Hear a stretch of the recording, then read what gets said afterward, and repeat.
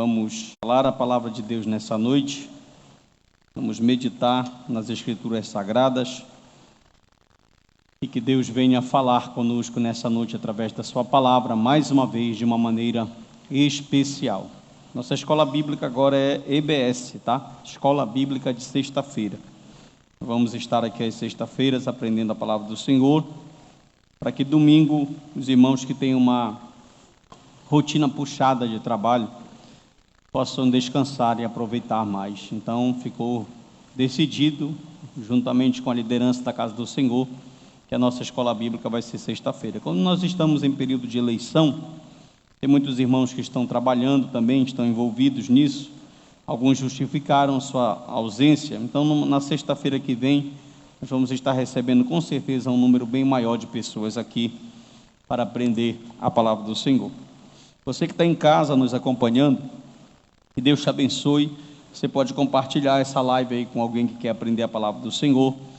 E nós vamos aprender sobre Paulo, dando continuidade. Vocês conseguem me ouvir bem aí? Amém, irmãos? Amém. Meu som aqui está bom, então vamos lá. A gente vai começar com uma oração. Peço que você fique de pé. Nós vamos orar a Deus. Vamos começar com uma oração ao Senhor. Em seguida, você pode abrir na 2 de Timóteo, capítulo 3. Querido Deus e eterno Senhor, estamos aqui na Tua presença e pedimos a Tua orientação para mais uma vez falarmos a Tua palavra. Fala conosco através do ensinamento bíblico, da leitura bíblica, da análise bíblica, e que o Teu nome possa ser glorificado. Viemos aqui aprender mais de Ti. A Tua igreja chegou aqui com o objetivo, com o compromisso de ouvir a Tua voz através das sagradas letras. Que possamos, meu Senhor, sair mais crentes do que entramos, possamos sair edificados, possamos sair repreendidos, consolados, exortados para a glória do Teu nome. Em nome de Jesus, usa a minha vida para transmitir conhecimento à Tua igreja, e os irmãos que estão em casa também possam ser tremendamente edificados. Em nome de Jesus Cristo, Teu Filho, nós Te agradecemos, e que todos digam amém. Pode sentar. Você pode abrir sua Bíblia na 2ª epístola de Paulo a Timóteo, e a gente vai trabalhar esse texto bíblico aqui em nome de Jesus. Bom, capítulo 3, na verdade está faltando o capítulo 3 e o capítulo de número 4. Na próxima sexta-feira nós vamos trabalhar só o capítulo 4, porque não tem como trabalhar os dois capítulos pela riqueza de conteúdo que nós temos aqui nesse capítulo de número 3. Então hoje, precisamente, nós vamos trabalhar o capítulo 3, tá? 2 de Timóteo, capítulo de número 3, que vai do versículo 1 até o versículo de número 17. E Paulo vai trabalhar precisamente aqui como enfrentar o fim dos tempos, né? Do capítulo 3, do versículo 1 ao versículo 17, e ele vai começar com essa expressão. Se você está com a Bíblia aberta aí, você pode ler comigo. Você que está em casa pode pegar uma Bíblia e você pode ler comigo, que diz assim, 2 de Timóteo 3, primeiro. Sabe, porém isto, nos últimos dias sobrevirão tempos difíceis. A primeira expressão, irmão, que eu quero destacar aqui nesse texto com vocês, é a expressão últimos dias. E nós temos 3 possíveis interpretações para esse texto. Por exemplo, no pensamento de John N. D. Kelly, um autor, ele vai dizer que esse último dia pode ser o período pouco antes da parúzia, pouco antes do retorno do Senhor Jesus. Então, quando Timóteo está falando aqui sobre o último dia, ele estaria falando naquele tempo bem próximo do retorno de Cristo, que para nós é hoje, né? O tempo de hoje. Um outro pensamento dessa expressão, último dia, ela vai fazer uma referência, e o último dia é o período completo que vai entre a primeira e a segunda vinda de Cristo. Ou seja, todo esse período, desde a primeira vinda até a segunda vinda de Cristo, poderia significar essa expressão último dia. E o último ponto aqui, é que último dia, ele se refere tanto a uma condição, ele é uma condição universal da igreja, e se refere tanto ao passado como ao presente, tanto ao presente como ao futuro. Quem falou isso aqui foi João Calvino. Então nós vamos trabalhar com essa ideia aqui, a ideia que o último dia, nesse texto aqui que Tiago está falando, quando ele diz, olha, provém que nos últimos dias, está fazendo uma referência entre todo esse período da primeira e da segunda vinda do Senhor Jesus. E ele vai listar aqui, ele vai dar um diagnóstico do que vai acontecer nesses últimos dias. Paulo vai escrever a Timóteo, vai demonstrar a Timóteo, a dizer que Timóteo se prepare, porque perto do retorno de Jesus, ou durante esse período que Jesus vai estar para retornar, ou no tempo presente que a igreja está vivendo, nós iremos viver um tempo muito difícil. Existe uma linha de pensamento, irmão, sobre o retorno de Cristo, chamado pós-milenismo.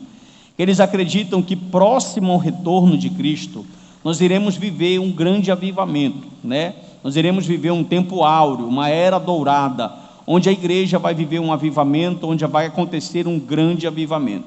A outra visão, que é uma visão chamada de amilenista, ela vai dizer que próximo ao retorno de Jesus, nos últimos dias, algumas profecias escatológicas que foram ditas pela boca do próprio Senhor Jesus, elas irão se cumprir. E as profecias foram, olha, quando o Filho do Homem retornar, achará ele fé na terra? Ou no tempo do retorno do Senhor, os homens bebiam, se davam em casamento, faziam tudo o que queria. Ou seja, parece que na fala do Senhor Jesus Cristo, próximo ao seu retorno, próximo à sua parúzia, essa expressão parúzia que você está vendo aí no slide, ela significa segunda volta de Cristo, ou segunda vinda de Cristo, certo? Então, próximo ao retorno do Senhor Jesus, esse povo estaria vivendo não um momento de avivamento, mas um momento de muita coisa ruim, um futuro tenebroso, um momento de escarnecer do Evangelho, um momento de frieza espiritual e um momento de muita apostasia. Preste atenção. Quando nós falamos, tem outra expressão no versículo 1, se você ler, 2 de Timóteo, capítulo 3, ele vai falar também sobre tempos difíceis, que é essa expressão que está no versículo 1, na parte B do versículo.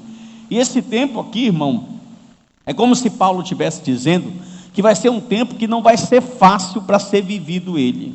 Então, nessa linha de pensamento, próximo ao retorno de Jesus, as coisas irão piorar. Alguém está vendo esse cenário hoje, irmão? Amém, irmão?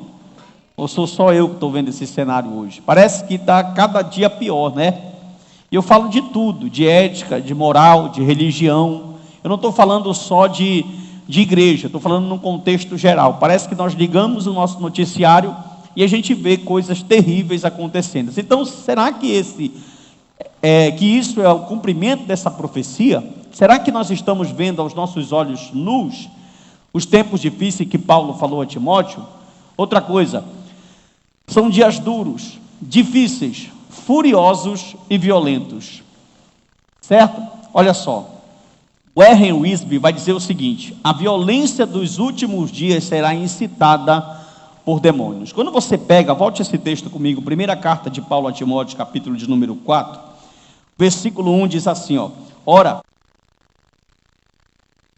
expressamente que nos últimos tempos alguns apostatarão da fé por obedecerem espíritos enganadores. Então preste atenção, quando nós estamos falando de algo espiritual, pegando um gancho da fala de Wiersbe, que ele diz, a violência dos últimos dias será incitada por demônio, o que está acontecendo não é só pelo fato do homem ser um homem caído, mas ele está dizendo que tudo que está por trás, tudo que é contra o Evangelho, como, por exemplo, secularismo, como egocentrismo, como idolatria, os tempos difíceis, presta atenção, o hedonismo, o amor a si próprio, ou seja, todas essas filosofias vãs que os homens buscam, tudo isso está sendo incitado por espíritos malignos, certo? Então, é a igreja lutando contra o reino das trevas, e esses tempos difíceis, eles têm por trás dele homens malignos. Eu vou dar um exemplo que eu ouvi da boca do pastor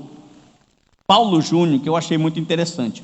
O pastor Paulo Júnior estava ministrando esse texto na igreja do Dr. Augusto Nicodemos, no Expondo as Escrituras, e ele estava falando sobre o amor ao mundo, sobre o hedonismo, sobre o homem se colocar na frente do Evangelho. E ele falou algo muito interessante, abre aspas, ele disse assim: irmão, como é que pode uma pessoa que é doutorada em tal área, que fala inglês, fala espanhol, fala português, fala diversas línguas, tem um diploma de doutorado, é infinitamente mais capacitado do que fulano ou ciclano. Como é que um homem desse vai se rebaixar a uma macumbeira semi-analfabeta e ele faz daquela macumbeira o seu guia? Tem lógica isso, irmão?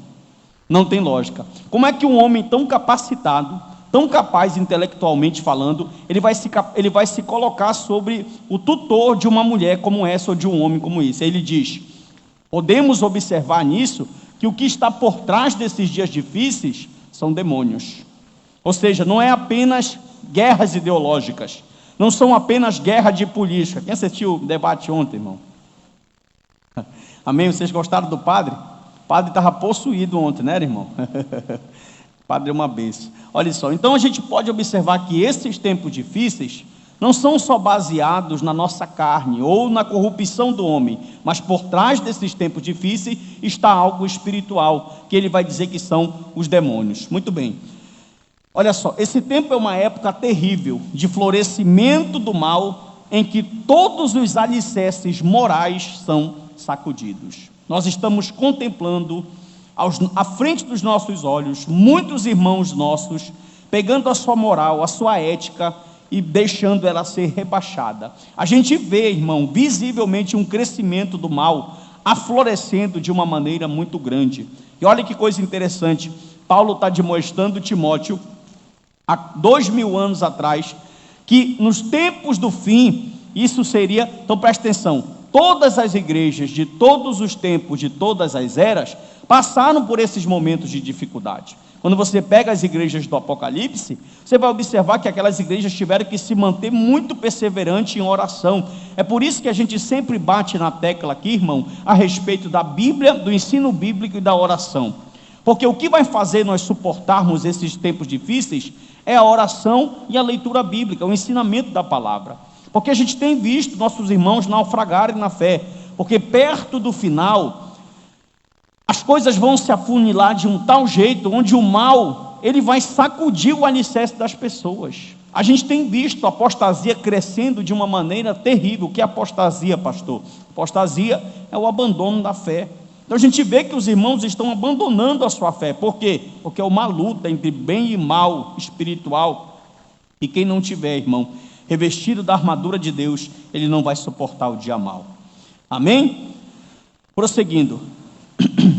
John Stott, ele vai dizer o seguinte, ó, esse tempo difícil é marcado por uma ativa oposição ao Evangelho. Se o Lula ganhar a eleição domingo, nós vamos sobreviver. Nós vamos sobreviver, mas nós vamos sobreviver de uma forma muito pior. Viu? Por quê, pastor? Porque ninguém pode parar a igreja. Ninguém, irmão. Entendeu? Ninguém pode parar a igreja, nenhuma ideologia pode parar a igreja, nenhum partido político pode parar a igreja. Mas, irmão, nós vemos, por exemplo, assim, nós vamos observar, quando você pega o livro dos Juízes, o que é que acontece no livro dos Juízes durante 300 anos? Uma apostasia muito grande, de um povo que virou as costas para os preceitos de Deus, que quis ser o seu próprio dono, que quis ser o dono do seu nariz e viveu em tempos terríveis. Então nós vamos ver um povo que não tem líder, que não tem guia, a Bíblia é enfática, olhe para mim, a Bíblia é enfática em dizer, e naquele tempo não tinha líder, não tinha rei, cada um fazia a sua vontade. Então nós observamos que quando o povo, em qualquer momento da história, não só no livro dos Juízes, quis deixar os preceitos de Deus de lado, porque é assim, irmão, parece que quando tudo está dando bem, nós conseguimos ter uma força maior para servir a Deus, mas quando as coisas começam a se afunilar, só vai permanecer verdadeiramente os remanescentes do Senhor, porque a provação, o tempo difícil, o dia mau, ela vai ter o poder de esclarecer quem serve a Cristo e quem não serve. Então a gente vai observar aqui que esse tempo mau, ele vai ser marcado por uma ativa, se esse partido comunista, de esquerda, ideologista, ganha a eleição nesse país, a primeira coisa é, vamos amordaçar o cristianismo, porque eles sabem, escute, o que transforma a sociedade não é sociologia, não é, irmão, o que transforma a sociedade não é psicologia, o que transforma a sociedade não é um bom planejamento urbano, não é. A sociedade está de pé por causa de fundamentos absolutos cristãos. Foi muito oportuno ontem na fala daquele padre no debate, porque todo o tempo ele teve uma carta na manga muito fera, porque ele pegou o ofício dele como sacerdote, os princípios cristãos, e foi para cima. E quando alguém queria falar contra, me respeite que eu sou um sacerdote, viu? Porque ele disse, a fala dele é verdade, ele disse, olha, a sociedade, ela é fundamentada pelo cristianismo, e vocês não são cristãos. Vocês falam que são cristãos, mas o que vocês fazem mostram claramente que vocês não são cristãos. Aí eu digo para vocês, se um partido desse pega o poder, se Deus quiser castigar a nação e vai dar o poder para ele, porque quem sabe é assim que os crentes vão acordar. Amém, irmão? Quem sabe é assim que os crentes vão acordar. Então a gente vai viver o quê? Uma oposição ativa ao evangelho. Olha só. E Paulo estava sentindo isso na pele. Paulo está dizendo, Timóteo, eu estou preso. Irmão, como é que um homem que está preso, prisão de morte, está escrevendo de tempo difícil e dando força para um rapaz que ele sabe que tem que dar continuidade ao legado que ele deixou? Paulo então está sendo aqui um maestro nesse tom. Então aqui, irmão, olha só, ele vai fazer um diagnóstico. Paulo vai dar um diagnóstico da sociedade. E olha que coisa interessante, um texto de 2000 anos atrás, parece que foi escrito ontem por Paulo, porque é atual, é totalmente atual. E eu vou trazer para vocês aqui, essas condutas aqui, ó, conduta moral, conduta em relação a nós mesmos, ao próximo, a nossa conduta em relação a Deus, a nossa conduta em relação à família. Então nós vamos tocar nesses pontos aqui, e a nossa conduta em relação ao dinheiro. Como é que Paulo vai observar para Timóteo e vai observar a conduta moral? Porque a gente precisa, às vezes, irmãos, nós pensamos que porque nós somos crentes, nós esquecemos que a gente tem que ter uma conduta com o próximo, com Deus, com a família, não é só com a igreja. Nós precisamos saber nos comportar em qualquer área da sociedade. Amém ou não amém? Então vamos ver o que Paulo vai falar aqui. Eu trouxe para vocês aqui, primeiro, conduta moral em relação a nós mesmos. Vamos ler o capítulo de número 3, versículo de número 2 e versículo de número 2, 3 e 4, tá bom? Vamos lá, olha só. Diz assim o texto sagrado: pois os homens serão egoístas, avarentos, jactanciosos, arrogantes, blasfemadores, desobedientes aos pais, ingratos, irreverentes, desafeiçoados, implacáveis, caluniadores, sem domínio de si, cruéis, inimigos do bem, traidores, atrevidos, enfatuados, mais amigos dos prazeres do que amigos de... Olha só esse diagnóstico.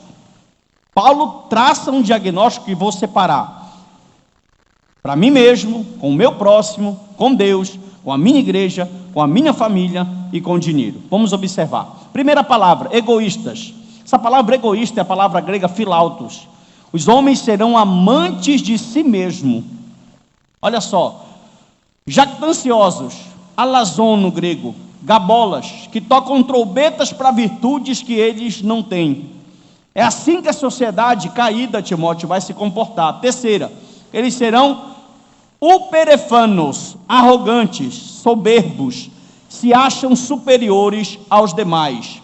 Quarta, bora lá, passador, isso, sem domínio de si, acrates, sem domínio próprio, dominados por suas paixões, desejos e vícios. Então, a conduta moral em relação a nós mesmos é essa aqui. Isso aqui parece que foi escrito quando, irmão? É a mesma coisa. O que impede, irmão, olhe para o país onde você vive. O Brasil tem uma capacidade econômica, tem uma capacidade de tudo, de matéria-prima, de ser um dos maiores países do mundo. A Europa, a América, que é a nossa Amazônia, porque para lá não tem mais. Nós alimentamos com o nosso agro 1/3 do planeta Terra, só para você ter uma ideia da potência que é esse país. Só que o que acontece? Os homens são egoístas, jactanciosos, arrogantes, sem domínio de si, viu? É isso que Paulo está traçando como diagnóstico. Aí quando o cristianismo entra, Ele vai ensinar: olha, tu não vai poder ser egoísta, tu vai ter que dividir. Você está vendo a importância do cristianismo na sociedade? O cristianismo vai dizer para o gabola, para o jactancioso, para o soberbo, para o arrogante: não, você não pode ser assim, você tem que ser igual ao seu irmão, você tem que ser humilde, tem que nascer. Então, vão trazer princípios absolutos. Agora, irmão, a pior coisa que existe é o relativismo. Por quê? Porque o relativismo vai ensinar o seguinte: tu tens a tua verdade e eu tenho a minha verdade.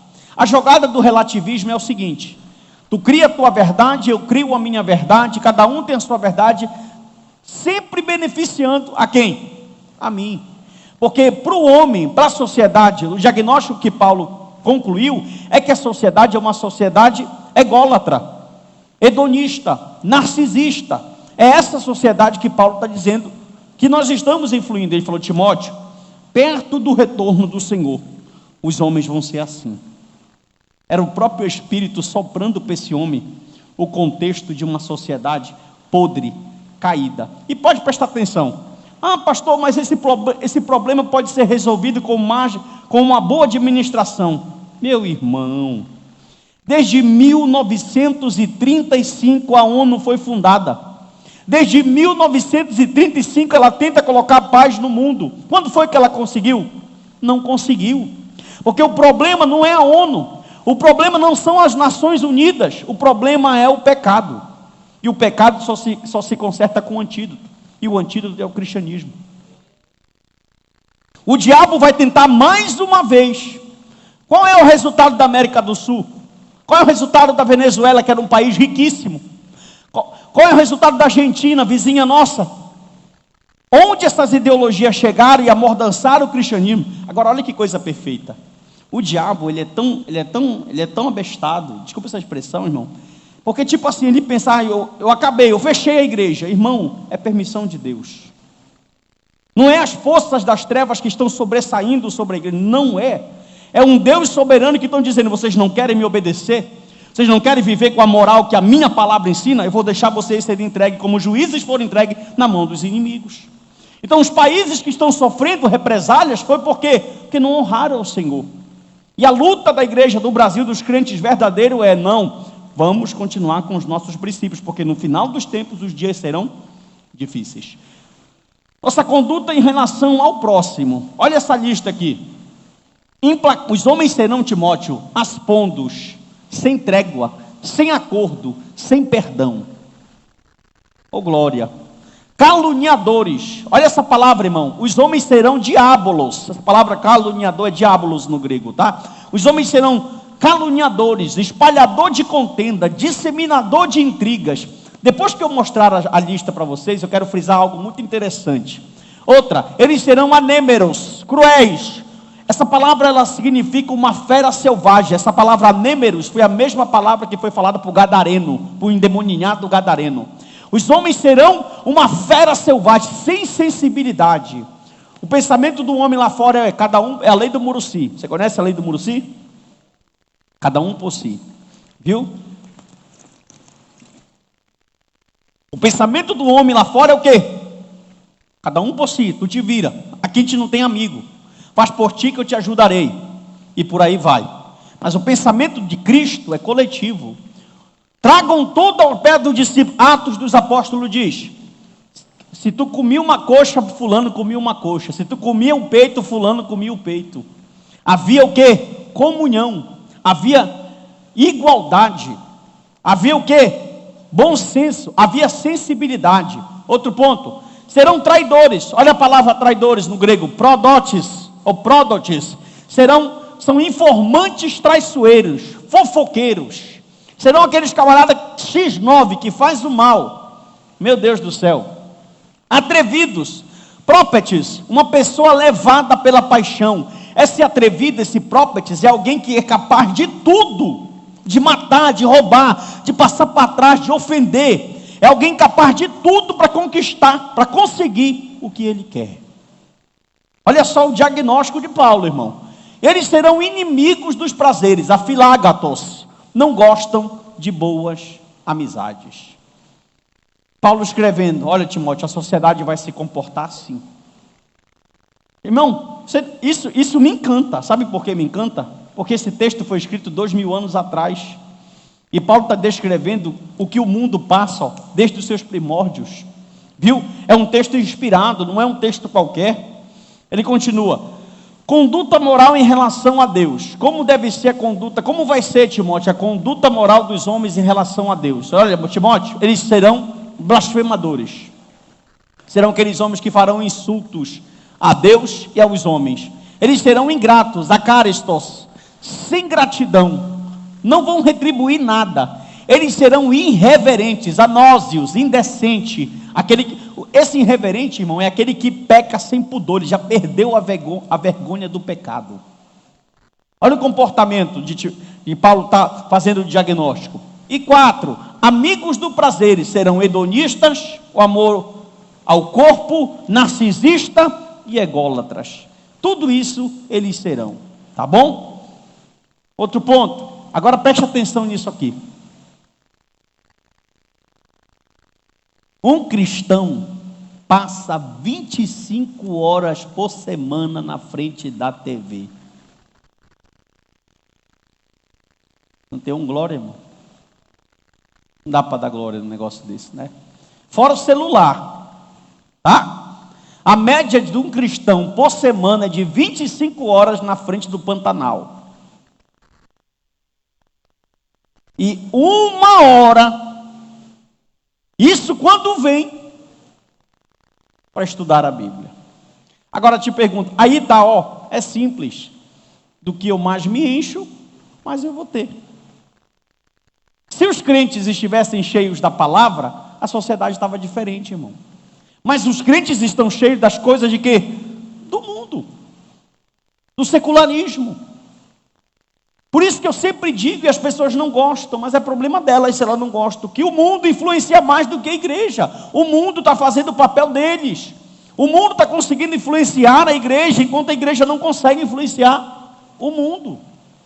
Como é que pode, irmão? Era para ser o contrário. Era para ser 25 horas por semana você lendo as escrituras e tirar 1 hora por semana para o seu lazer. Para você ter um momento de lazer. Era para ser o contrário. Mas esses são dados aqui, verídicos. Olha isso. E a nossa conduta em relação à família. Timóteo, será assim, ó. Eu posso disponibilizar lá no grupo da igreja depois os slides para vocês, tá? Ó, serão desobedientes aos pais. Um dos maiores sinais de decadência de um povo é quando a família está desestruturada. O que é que forma a sociedade? Famílias. Se as famílias estão desestruturadas, a sociedade será como? Desestruturada. Se as famílias estão estruturadas, como será a sociedade? Que princípios os filhos estão recebendo dos pais?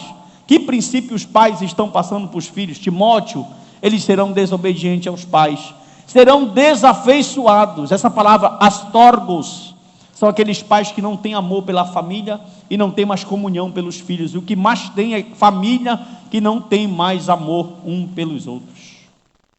Pais que não sabem o valor dos filhos, pais que não sabem valores de datas especiais, pais que não sabem o valor do crescimento ético de uma criança, pais que não se importam com o futuro dos filhos.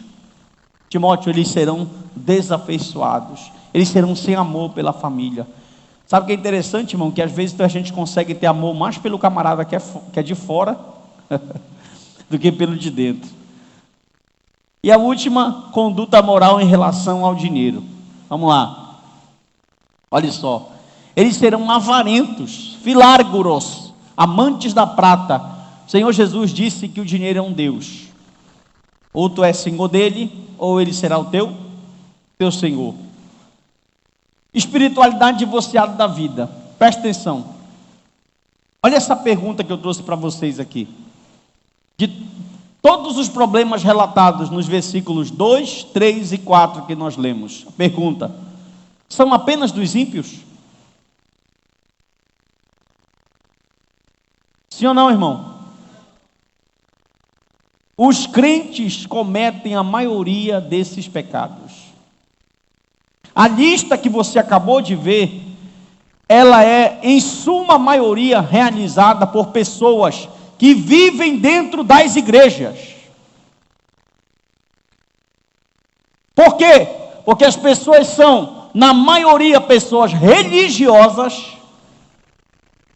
que vive do jeito que o mundo ensina lá fora, mas ela vem para o culto.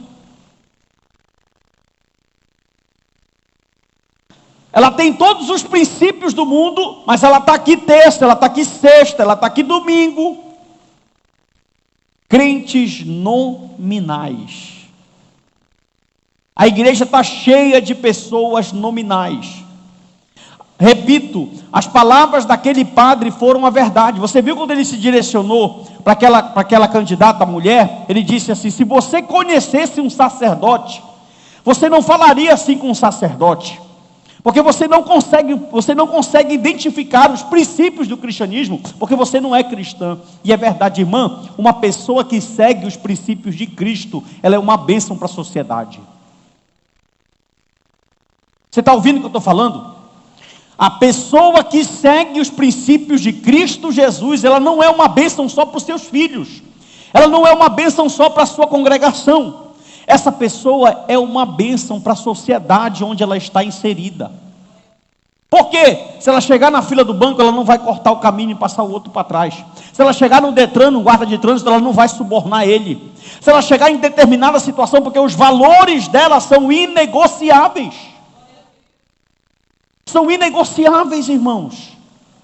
Só que os crentes estão aprendendo a se camuflar. Nunca me esqueço, quando eu estive no Suriname, ano passado, eu me lembro de algo que me marcou. O pastor me colocou no carro dele, eu fui dar uma volta com ele no Suriname, ele foi me mostrar a cidade. Ele disse: pastor, os guardas aqui no Suriname eram o seguinte, eram honestos, até os brasileiros chegarem aqui. Quando os brasileiros chegaram no Suriname, eles começaram a subornar os guardas. Porque se você, por exemplo, como eles recebem em dólar surinamês, ou surinamense, $1 americano vale 10 vezes o salário deles lá. $1 americano vale 10 vezes o valor da moeda deles. Então, se você dá para eles $50, já é o salário, já é triplicado o salário dele. Quando os brasileiros eram parados no trânsito, eles começaram a subornar os guardas. Aí ele disse assim: está vendo as mulheres aqui do Suriname, pastor? Elas não andavam de short, até as brasileiras chegarem aqui. Você está vendo, irmão? Você dá o que você tem. Que princípios você tem? Que valores você tem? Quer ver uma coisa? Os jovens que estão aqui me ouvindo, olha a importância de uma escola bíblica dessa. O jovem está 15 anos esperando uma varoa, se guardando para Deus. Na boca de todo mundo ele é chacota. Ah, isso aí é isso aí é aquilo, isso aqui é aquilo. E não, como diz o pastor Paulo Júnior, não precisa nem do diabo, porque os próprios crentes atentam, né? Que os próprios crentes fazem o papel do diabo. Aí chega uma moça, o Senhor está provando ele durante 15 anos, e a pessoa está lá: vai lá, besta, vai lá, faz sexo com ela antes do casamento. Isso, a pessoa vai e cai.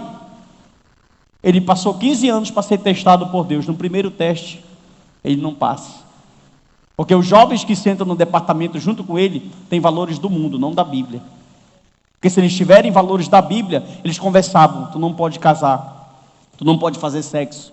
Sexo é para quem é casado. Sexo é bênção do Senhor para quem tem um matrimônio. Mas não. A minha colega da escola, o pai leva a camisinha no quarto e diz: olha, te protege com teu namorado. Aí eu te pergunto, esses valores estão deixando essa sociedade como?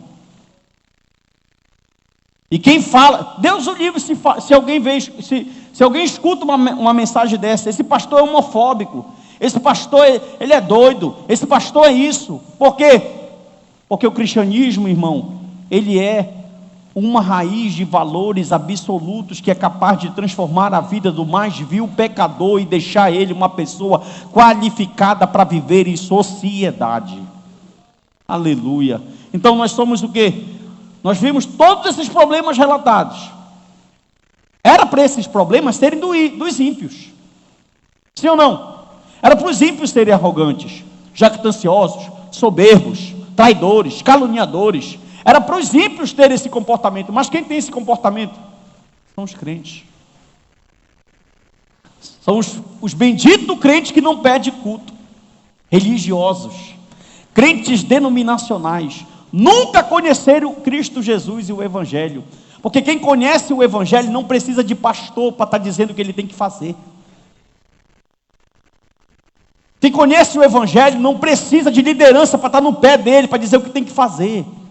Ele sabe se comportar porque ele tem um manual na mão dele. Pessoas frequentam a igreja, mas não são a igreja. Por quê? Porque suas vidas não mudam. Oh, glória. Vamos lá. Propagadores da religião. No capítulo 3, pode pegar aí, 2 de Timóteo, capítulo 3, versículo de número 6 e 7, nós vamos ler o texto. Paulo vai dizer assim, ó. 2 de Timóteo 3, 6. Pois entre estes se encontram os que penetram sorrateiramente nas casas e conseguem cativar mulherinhas sobrecarregadas de pecado, conduzidas de várias paixões. 7. E que aprendem sempre e jamais podem chegar ao conhecimento da verdade. Segura aí. Vamos lá. Falsos mestres que estavam enganando mulheres. Olha só, essa palavra que está traduzida como cativando nesse texto, é a palavra grega aicharmalotizo, que significa, é um termo militar que significa fazer alguém prisioneiro. Olha isso, irmão. Aqui na minha tradução, que é a NA, está mulheres tolas. Na de vocês, que é Almeida Revista e Corrigida ou atualizada, está mulherezinhas ou mulherinhas, não é isso? Deixa eu ver como é que está aqui, só um minuto. 2 de Timóteo 3, 6. Tá, mulherinhas. Olhem para mim aqui. Essa palavra mulherinha significa mulheres ociosas. Ginaicaria. Sabe quem são essas mulheres que os falsos mestres estavam enganando? Mulheres que não quiseram crescer na vida cristã, que se tornaram ociosas e presas fáceis. Você, mulher cristã, a sua vida não se resume a trabalho de casa. Você tem um ministério. Viu? As mulheres se ocupam muito com os trabalhos de casa e esquecem que o papel delas na sociedade também precisa ser exercido. O papel delas na igreja precisa ser também exercido. Ah, mas mulher não pode pregar. Deixa a galera do Armodar essa mulher para lá, irmão. Exerça o seu ministério. Olha, os falsos mestres entravam, mente vazia, oficina do canela fina. Não é isso que fala? As mulheres não tinham o que fazer. Essas mulheres ociosas são mulheres que não cresceram, não se preocuparam em aprender os preceitos de Deus. Irmão, a coisa mais triste que tem é você se autodenominar um cristão ou uma cristã e bater um testemunho de Jeová na tua casa e tu não souber abrir um livro da Bíblia para defender a tua fé para ele. Você vai ser ludibriada. Sabe qual é o exemplo que ele vai dar aqui? Janes e Jambres, os dois magos que enfrentaram Moisés lá no Egito. Eu já vou te explicar isso, porque ele falou isso aqui. Então Paulo está dizendo, Timóteo, vai aparecer falsos mestres. Eles vão, irmão, essa palavra cativar, é como se ele estivesse dizendo assim, eles vão chegar com um sapatinho de lã, Timóteo. Eles vão chegar com palavras boas. Eles vão chegar com palavras doces, com ensinamentos, irmão. E essas pessoas são categóricas. Elas são preparadas para fazer o mal. Elas são preparadas para desvencilhar a tua fé da verdade. Elas são preparadas para te colocar contra o Evangelho. Elas são preparadas para que você possa ser levado por uma doutrina de demônio. E outra, elas estão influenciadas não só pela maldade do seu coração caído, mas por demônios. Aí chegou. Deixa eu te falar uma coisa. Ô coisa triste, irmão. Tem gente que acompanha a gente na rede social e ô coisa triste. Uma moça de 15 anos, 16 anos, que está começando a descobrir o mundo, começando a querer se relacionar com homem ou com mulher, porque agora está assim, tudo está contribuindo para isso, e a mãe não tem uma palavra para essa filha, e dizer assim, senta aqui minha filha que eu vou te ensinar o que é que a Bíblia diz. Mulheres ociosas, se preocupam com tudo, menos crescer na graça e no conhecimento. As irmãs que estão aqui me ouvindo nessa noite, com todo carinho e respeito, invistam no ministério de vocês. Comprem livros, se dediquem, façam cursos, porque a família de vocês vai precisar. O convívio de vocês de perto vai precisar. A sociedade vai precisar. Aqui e acolá vocês vão ser chamadas para serem ajuda de alguém. E quando eu não sei, pastor, eu corro o grande risco de ser ludibriado por um falso mestre. Quantas famílias você conhece? Não falo só de mulher, homem é a mesma coisa. Olha o que eu coloquei aqui, ó. E isso se aplica a homens também, viu? Quantas famílias estão debaixo de um cajado ou de uma liderança totalmente antibíblica? Estão, como Jesus disse em Mateus 23, caminhando para um abismo. Por quê? Pela simples falta de não ter discernimento. Ah, pastor, minha pastora me ensinou a vender água. Meu Deus. Ah, pastor, a minha pastora me ensinou a ir para o monte e salgar o sal, deixar o sal mais salgado para jogar atrás da porta. Ah, pastor, por quê? Porque você é uma pessoa ociosa. Se você estivesse gastando o seu tempo com a Bíblia, você saberia defender sua fé. Você não seria levado por vento de doutrinas.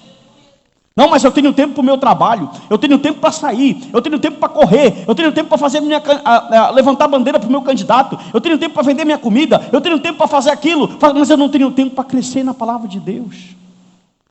Aí olha como eles vêm, ó. Eles vêm, charmalotizo, eles vêm como, eles têm tanta capacidade que eles fazem as pessoas prisioneiras na sua mente. E a coisa triste, irmão, você abrir sua Bíblia e não entender o texto que você lê. Até tem a Bíblia, mas não lê porque não entende. Por quê? Porque nunca se esforçou. Ah, não entendi isso aqui, pastor, mas eu vou comprar um comentário. E o autor do comentário vai me ajudar. Ah, não entendi isso aqui, pastor, mas eu vou orar a Deus e o Senhor vai me ajudar. Eu vou participar do culto de doutrina da escola bíblica e o Senhor vai me ajudar. É assim que a gente cresce. Foi com o espírito que estava no padre ontem. Falsos mestres e seu futuro. Vamos lá, olha. Agora preste atenção. Versículo 8 e versículo 9. Hoje é só o capítulo 3, tá? Pode ler comigo? 2 de Timóteo, capítulo 3, verso 8 e 9. Do mesmo modo, e do modo porque Janes e Jambres resistiram a Moisés, também estes resistem à verdade. São homens de todo corrompidos na mente e réprobos quanto à fé. Verso 9. E eles todavia não irão avante, porque a sua insensatez será a todos evidente, como também aconteceu daqueles, Janes e Jambres. Presta atenção nisso aqui, isso aqui é interessante. Falsos líderes, falsos mestres, eles não têm apenas a teologia errada, eles têm a vida errada. Irmão, não se encante por palavras. 1 João capítulo 4, João disse, prove os espíritos. Discernimento só tem quem conhece as escrituras e quem ora. Como assim, pastor Narciso? O que significa isso? Olha só, aquilo em que eles creem determina o que eles fazem. Só que a própria Bíblia diz que o fracasso deles vai ser inevitável, porque quem se levanta contra o Evangelho vai cair. Quem se levanta contra a obra do Senhor vai cair, irmão. Janes e Jambres tentaram se opor a Moisés, mas eles foram envergonhados. Qualquer falso profeta que se levantar contra o Evangelho de Cristo, ele vai ser envergonhado. Escute, o que eu prego aqui em cima, meus atos de vida não podem despregar. Sabe o que é triste para um pastor, irmão? Deixa eu abrir meu coração aqui para você, porque eu acho que todos os pastores têm esse sentimento. Mas você sabe o que é triste para um pastor? Um pastor que congrega, que cuida de você, que te alimenta, que te ama, que te respeita. Eu falo de mim e de outros pastores que fazem isso também. Aí você vai lá no YouTube, pá, o cara nunca te viu. Você não conhece ele, você não sabe quem ele é, você não sabe o que ele faz, você não conhece o testemunho dele, mas ele é teu ídolo. E o pastor que tu conhece, que tu sabe quem é, que tu sabe o que faz, que tu sabe como anda, tu não valoriza. Porque a gente é empolgado. A gente se empolga com dom, a gente se empolga com oratória. A gente se empolga quando alguém vem aqui, lê uma palavra e o céu desce como se o poder fosse do pregador. Crentes meninos, neófitos, insensatos, São pessoas que não cresceram na fé. E Paulo está dizendo: Timóteo, vai aparecer uma galera. Eles vão até... Gente, se você ler as pragas, Janes e Jambres até fizeram. Só que a mentira, ela tem um tempo determinado. Moisés faz a praga do piolho. Aí eles vão com o faraó e falam: olha, faraó, foi até aqui. Daqui não dá mais. É o dedo de Deus. Aleluia. Por quê? Porque quem se levanta vai ser inevitável. Isso vai acontecer com quem tentar resistir à vontade de Deus e à sua verdade. O conselho que Paulo vai dar para Timóteo, para ele resistir tudo isso aqui, você vai já saber qual é. Aleluia. Vamos lá. 3, 10 a 12. Ande com Deus. Olha isso, irmão. Timóteo tinha Paulo em exemplo de ministério, de conduta e de vida. Ele observou tudo que Paulo sofreu, e isso foi combustível para a sua caminhada. Não pare. Alguém está observando você. Pense na cabeça de Timóteo: meu Deus, esse homem está preso, mas ele está me dando conselho para me continuar. Porque Paulo não via só pregação bonita, Paulo não via só teologia. Desculpe, Timóteo não via só teologia em Paulo. Timóteo via conduta, santidade, caráter, homem de Deus, moral. Como é que esse homem está preso, mas ele continua me capacitando? Timóteo estava observando Paulo. Tem alguém que está observando você, irmão? Tem alguém que está observando o que você faz? Tem alguém que está observando o que você fala? Tem alguém que está observando da forma que você se comporta? Tem alguém que está observando a forma que você leva o seu ministério? Tem alguém que está observando a forma que você trata aquilo que Deus entregou na sua mão? Tem alguém observando a forma que você trata o ministério que Deus entregou na sua mão? Tem alguém te observando? Fidelidade à palavra de Deus. Para concluir, versículo 13 ao versículo 17. Vamos lá. No 10 ele diz: tu, porém, tens seguido de perto o meu procedimento, propósito, fé, longanimidade, amor e perseverança. As minhas perseguições, os meus sofrimentos que aconteceram em Antioquia, Icônio e Listra, que várias perseguições tenho suportado, de todas, entretanto, me livrou o Senhor. Versículo 12. Ora, todos quantos querem viver piedosamente em Cristo Jesus serão perseguidos.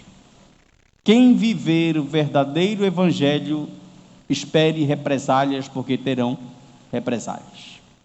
Amém? Versículo 13. Mas os homens perversos e impostores, eles irão de mal a pior, enganando e sendo enganados. Tu, porém, ó glória, irmão, permanece naquilo que aprendeste e de que foi fortemente inteirado. Aí eu coloquei aqui para vocês o seguinte ponto, presta atenção. Nós temos 10 minutos, tá? Eu acredito que vou terminar antes. Nós estamos na era da comunicação. A gente tem livros de todo jeito, de todo tipo, de todo gosto. Nós temos internet, mas a gente vive simplesmente uma geração analfabeta de Bíblia. Aí quando ele diz assim, ó, permaneça naquilo que aprendeu. Beleza. Quando você aprendeu o que é certo, você deve permanecer naquilo. Mas quando você aprendeu errado, como é que fica essa situação? Porque o que a gente mais escuta é isso: pastor, aprendi errado. Pastor, aprendi errado. Pastor, eu não tive essa escola. Pastor, não foi assim que eu aprendi. Então, quando eu fui pastoreado, se eu tive o privilégio de ser pastoreado por um homem, por uma mulher de Deus bíblico, que me ensinou a Sagrada Letra, como Paulo ensinou a Timóteo, ô glória, permaneça. Você está na verdade, você está no caminho. Mas quando você foi doutrinado por falsos mestres, como é que fica? Se a tua igreja faz totalmente ao contrário do que as escrituras fazem, se o teu culto que tu foi ensinado é totalmente fora do parâmetro cristão, como é que fica, pastor? Aí eu vou precisar de alguém, irmão. Todo mundo vai ter que passar pela mão de alguém. Você vai ter que passar, vai ter que ter alguém que vai ter que te ensinar alguma coisa. Não foi assim, ó. Eu cheguei aqui, eu passei um tempo, um período na minha vida onde Deus me colocou diante de homens, e cada homem daquele que passou na minha vida, eu pude adquirir algum conhecimento, Ou não. Lembra das 2 sacolas? O que é bom, a gente põe na sacola boa. E o que não é bom, a gente põe na sacola furada. Mas todo mundo que vai passar na nossa vida vai somar no nosso ministério. O Gilson passou um tempo lá na igreja quadrangular. Ele traz ensinamento da quadrangular. Ele não traz só pontos negativos da igreja quadrangular. Douglas passou um tempo numa outra congregação. Ele não traz só pontos negativos de lá. O que a gente vai fazer? O que tem de negativo, o que tem de errado, eu só vou conseguir tirar se eu permanecer nas sagradas letras. Escute isso, irmão, olhe para mim aqui. Nós não precisamos de campanha, nós precisamos de ensino. Os líderes não entendem isso, cara. Nós não precisamos derrubar o gigante Golias, Davi já derrubou ele. Nós não precisamos quebrar a muralha de Jericó, ela já caiu. Nós precisamos reunir o povo para ensinar a ele as sagradas escrituras. É isso que a igreja precisa. O Brasil não precisa de milhares de congressos todos os dias, onde milhões de pessoas, milhares de pessoas estão se aglomerando para cantar hinos heréticos. E as reuniões de ensinamento é assim, ó, é gato pingado. Glória a Deus pela sua vida hoje aqui. Glória a Deus pela vida dos irmãos que estão em casa. Nós precisamos de ensino da palavra. O ensino vai fazer gerar o quê? A metanoia. O ensino vai fazer eu ter uma conduta diferente. Quando eu começar a estudar o livro, eu vou começar a tirar o que não é certo, eu vou começar a colocar de lado e ter uma outra mentalidade. O que adianta, irmã, você ir no culto? O que adianta, irmão, você ir no culto, chorar, o pastor profetizar na tua vida, tu falar em línguas, tu gritar, mas tu continuar com a prática errada? Adianta alguma coisa? E eu não estou sendo cético aqui, não. Vai ter culto que nós vamos ser cheios da graça de Deus. Mas é tão bom quando a gente consegue andar sem tropeçar. E quer ver uma coisa? Deus vai nos colocar em níveis que a gente não vai mais andar sozinho, nós já vamos poder auxiliar outras pessoas. Você vai poder dar uma palavra para alguém que está precisando de um casamento, você vai poder dar uma palavra para um pai que está com um filho nas drogas, você vai poder dar um conselho para alguém que precisa, você vai poder fazer isso. Mas eu preciso fazer o quê, pastor? Permanecer naquilo que me foi ensinado. Vamos lá, estamos terminando. A Bíblia é suficiente, olha isso. Olha essa palavra. Timóteo, a Bíblia, o texto que você tem na mão, você que está em casa, ela é útil para repreensão, correção, educação na justiça. Vou voltar aqui, isso. Ela é útil para correção, repreensão. Nela nós temos tudo o que precisamos e não precisamos de absolutamente mais. Não morra com a geladeira cheia, irmão. Escute, sabe qual é a maior barreira que tem para uma pessoa? Talvez não seja a minha, mas seja a sua.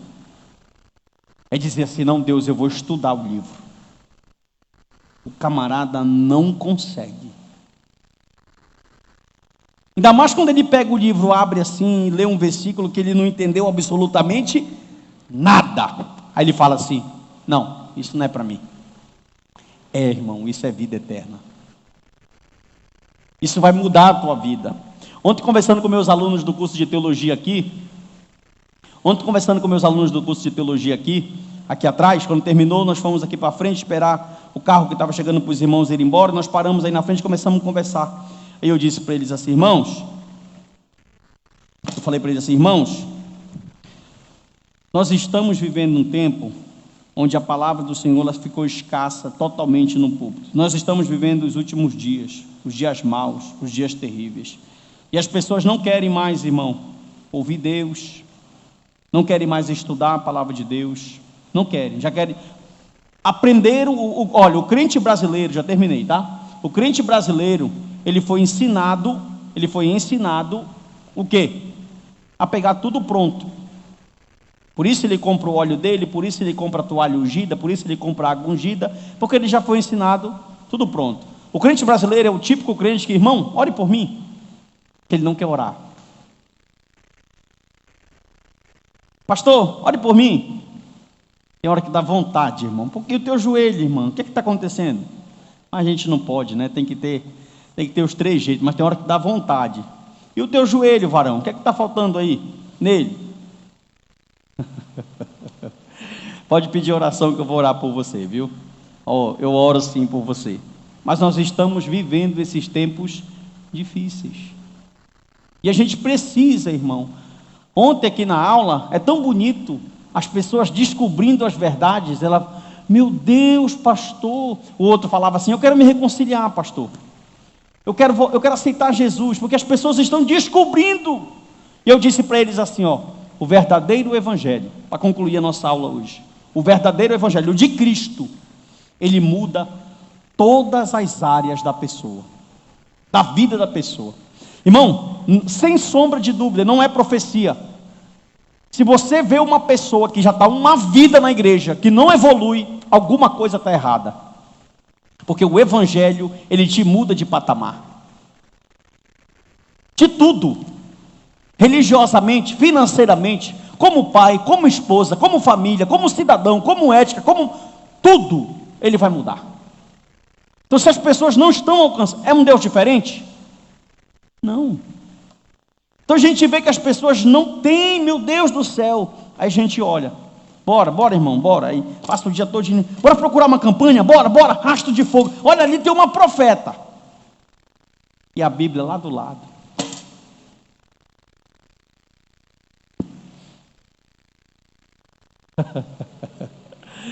Vamos orar, irmão, que Deus tenha abrido os nossos olhos. Amém? Querido Deus, eu te glorifico nessa noite. Meu coração se alegra por compartilhar a tua palavra com essa igreja. Eu sinto a tua presença aqui. E eu sei que nunca será em vão a nossa vinda para cá. Eu quero te glorificar e te apresentar a vida de cada um dos meus irmãos. E eu tenho certeza, Deus, que nós vamos viver. O céu não entra em crise. Nós vamos viver, porque os verdadeiros remanescentes, eles viverão um verdadeiro avivamento. O teu nome possa ser glorificado. Abençoa para a glória do teu nome. Em nome de Jesus, e que todos possam dizer amém. Pode encerrar aqui. Deus te abençoe você de casa. Em nome de Jesus. Nossa banda vai cantar.